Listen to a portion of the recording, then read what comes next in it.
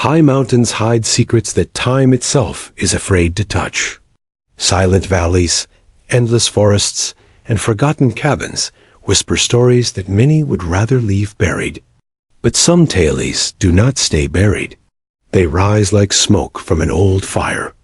Tonight we go into the dark folklore of the Appalachian Mountains, where silence and isolation gave birth to one of the most disturbing family tragedies in American memory. This is the haunting chronicle of Martha Hollister, the daughter of Jeremiah Hollister, and the cursed line that grew inside a lonely wooden cabin in McDowell County, West Virginia. The mountains are old. They stand like stone guardians watching over generations. In 1923, on a remote slope where winters froze roads and cut families from the outside world, the Hollisters lived in a cabin almost forgotten by time. For 4 or 5 months each year, no visitors came. Snow and storm blocked every path. Inside that cabin lived Jeremiah Hollister, a stern man with a gaunt face, long beard, and piercing blue eyes. His wife Sarah had died years earlier during childbirth. The child had died too. Since then, Jeremiah raised his young daughter Martha alone. Martha grew in that cabin like a flower without sunlight. When she was 6, her mother was buried behind the cabin. Since then her world shrank too. The presence of one man, her father. The nearest neighbor lived miles away. A preacher visited once each year in summer. Townsfolk noticed the strange pair whenever they appeared.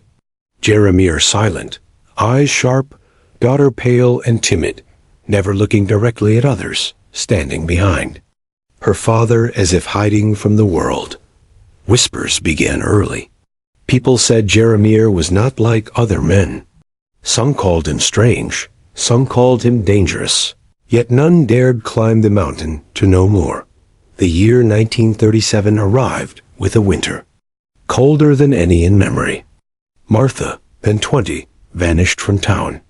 Jeremiah came alone. Weeks later, he bought baby clothes. His explanation was brief. "My daughter is expecting," he said with no emotion. People exchanged dark looks. No young men had been seen near her. None had courted her.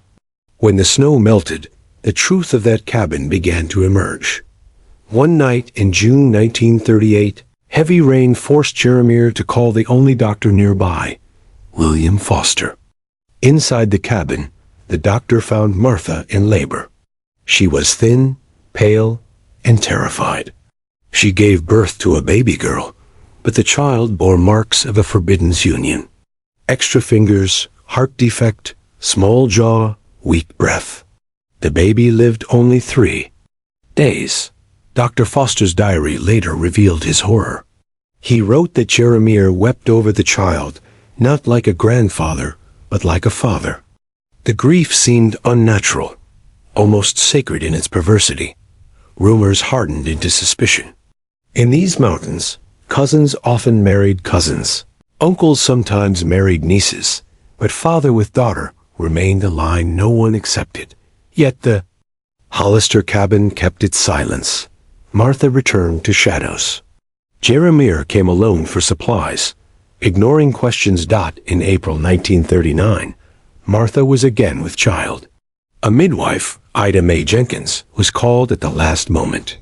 She later told of the smell inside the cabin, like an injured creature, mixed with despair. The boy born that night, Elijah, had fused fingers, a swollen head, and mismatched eyes. The midwife warned that he would not survive the winter.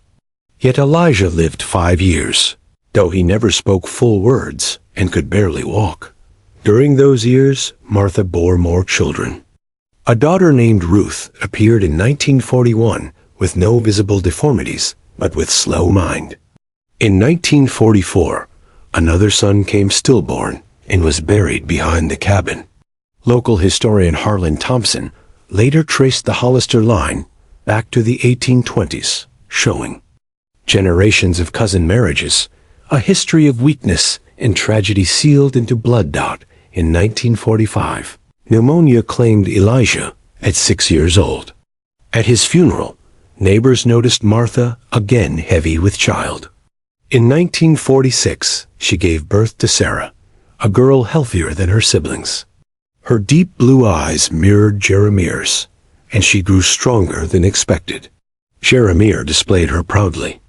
In town, unsettling residents, by treating her not like a granddaughter, but like a daughter, Sarah grew, sometimes attending school. A teacher noticed bruises one autumn and asked questions. Sarah's answer froze the room. Daddy was angry because Mommy did not want to sleep in his bed anymore. He says Mommy belongs to him since Grandma died. The teacher reported to the sheriff, but the sheriff dismissed it. Mountain families have their own ways, he said. Unless there is clear danger, it is not our role. That winter sealed the family again in isolation. When spring came, Jeremiah was gone. A hunter, passing near the cabin, found a grave marked Martha Hollister. January 12, 1953. Townsfolk were shocked. None had known he died. Through the cabin window, the hunter saw Martha smiling with her daughters. For the first time she looked free. Martha began appearing in town more often, tending a garden, sending Sarah regularly to school. Ruth remained, limited but calmer. Then came Jacob Wheeler, a widower carpenter who moved into the region. He was gentle, unlike Jeremiah. He did not judge rumors. Friendship grew between him and Martha. By October 1953, Jacob asked to court her. Some whispered in disgust, others in pity. How can he want a woman like her? One asked. Yet others defended her, saying Martha was victim, not sinner. Jacob one day learned the truth from a local woman. Those girls' father is the same man who was Martha's father, she said coldly. Jacob staggered under the weight of revelation. He confronted Martha, who quietly confessed.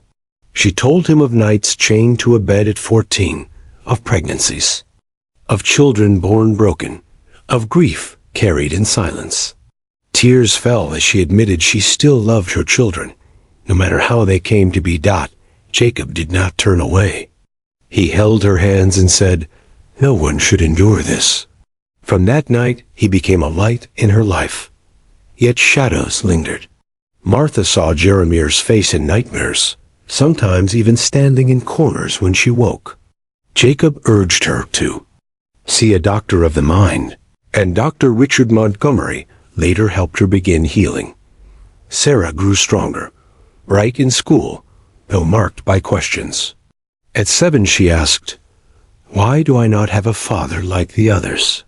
Martha gave vague answers, hiding the unbearable truth. But in 1959, Sarah found a diary in the attic. Its pages revealed everything. Jeremiah had been both her grandfather and her father. The girl confronted her mother. "Is it true?" She whispered with broken heart. Martha could not lie. She answered yes. Sarah withdrew, ashamed, afraid that others would see deformity in her. She called herself a freak, asked if she too carried the curse. Jacob and Martha sought help from a doctor in Philadelphia, Benjamin Rosen, who studied human genetics. He explained kindly that if Sarah chose a partner outside her family, her children could live normal lives. Sarah left with new hope. In time, Sarah studied nursing, met Michael Prescott, and fell in love. Their wedding in 1965 was a vision of renewal. Martha watched her daughter walk into a future she herself had never dreamed possible. Years moved forward. Ruth continued sewing quilts that told silent stories. In 1970, she passed away at 29, her weak heart giving out. At her funeral, Sarah returned with 2 healthy children. Martha wept as she watched them play in the clearing once haunted by ghosts. She asked her daughter, "Do you think we truly broke the cycle?" Sarah smiled. "Look at us. Look at Jacob. We have already broken it."